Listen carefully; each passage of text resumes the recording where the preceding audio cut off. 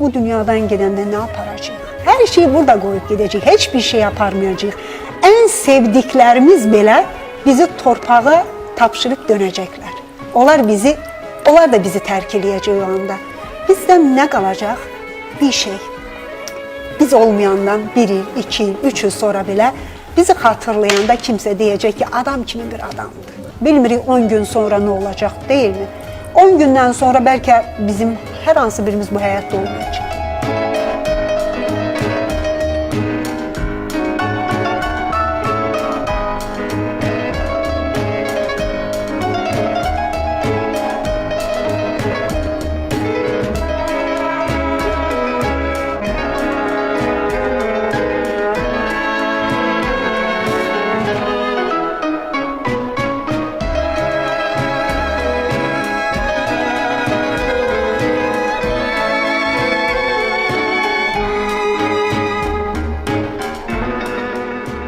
Necə yaşayırsınız, yaxşısınız? Ha? Maaşınız programcı var da. Sizə bir köməyim lazımdır, yoxsa yox? Sağ olun.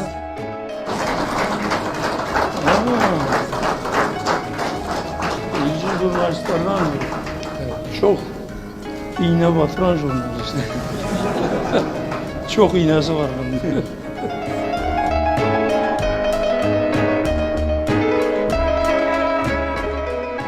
İşlə təminat ən ciddi bizə müraciətlərdə görürük ki, məsələlərdən biridir. Şəhid ailələrinin mənzillə təminatında normativlər məsələsində ümumi yanaşmalardan imtina etməliyik. İnsanlarımız özü bu David Qareca adını istifadə etməməlidir. Bu abidənin adı Keşik Dağı abidəsidir. Və cənab prezidentin imzaladığı sərəncamda da Keşik Dağı Dövlət Tarix və Mədəniyyət Qoruğundan söhbət gedir və biz elə özümüz mətbuatımızda, mediamızda, ziyalılarımızın dilində bu abidənin doğru ifadəsini oturtmalıyıq. Bu gecə yata bilmədim ana. 36 yaşın qorxusu vardı içimdə. Məni 37-yə aparan gecənin səhərində soyuq var.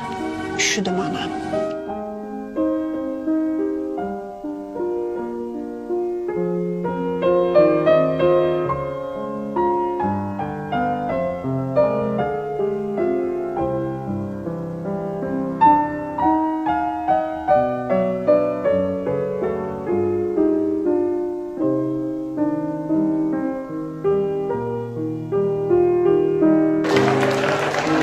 Erzincan'dan Azerbaycan'a salam.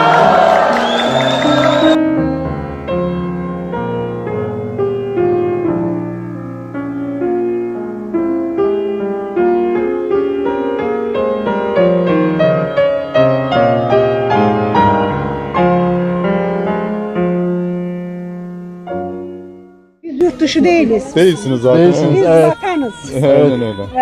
Vatanın o tarafı bu tarafı olmuyor. Aynen Tabii. öyle. Türkiye'de vatanımız, Azerbaycan da vatanımız. O yüzden de bu yurt dışı sözünü aramızdan kaldırmamız gerekir. Kesinlikle. Bütün fədakar hərbiçilərimiz, zabitlərimiz, əskərlərimiz bu istiqamətdən hər zaman sevgi ilə xatırlanacaq. O üzüntü odur ki, bizim annemiz Qarabağda evine dönemeyen 1 milyon evladıyla ağlıyor. Böyle barışla vermeyeceğiz diyorsunuz ya. Rahatsız olmayın, barışla vermezsiniz de biz onu alırız. Az kaldı. Bunu Ermenistan'da da herkese söyleyin. Sizin dediğiniz o kanla da alırız. Bundan hiç böyle şeyimiz olmaz. Yarın biz Ağdam'dayız gece gündüz. Dondar Kuşu'dayız sahilden. Bizim kifayet kadar ordumuzun gücü var. Hərbiçilərimiz var, əsgərlərimiz var peşintar olarak.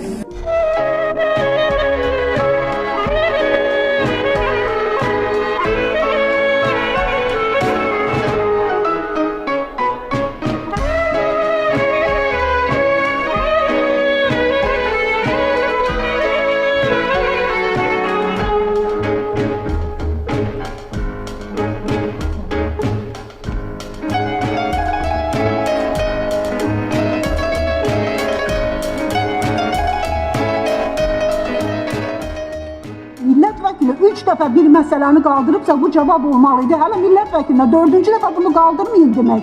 Bu doğru değil. Bu vatandaşın mahkemeye güveni ne olabilir? Məhkəmənin qərarı da var. Bu Qarabağ müharibəsi əlilidir. Ona görə müdafiə eləyəndə biz insanları nəsə deyəndə biz sadəcə bilmədən demirik. Deyirik ki, araşdırılsın. Amma qəribə bir yanaşma var idi. Sanki siz necə olur bu məsələyə müdaxilə edirsiniz deyə. İndi nə oldu? İnsanların ən xeyirlisi, insanların ən faydalısı insanlara faydalı olandır. Mənim üçün ən önəmlisi yenə vurğuladım ki, bu dünyadan getdiyim zaman rahat ölə bilməkdir. Sonra Sevdanı tanıyanda o artıq məndən qaçırdı. 37 yaşıma çatdım ana. Tonqala atılan Jannadan, vətən uğrunda kirin başını kəsən Tomrisdən, İskəndərə ədalət dərsi keçən Nüşabədən, sevgi şəhidi Leylidən daha çox yaşadım ana. Ben bir şehit anası olarak Qənirə xanım kimi xanımlarla qürur duyuram və istəyirəm ki, bizim oğullarımız onun cənnətdə yanında olsun və istəyirəm deyəm buradan ki, Qənirə xanım bizim oğullara salamdır, Sübhanıma salamdır.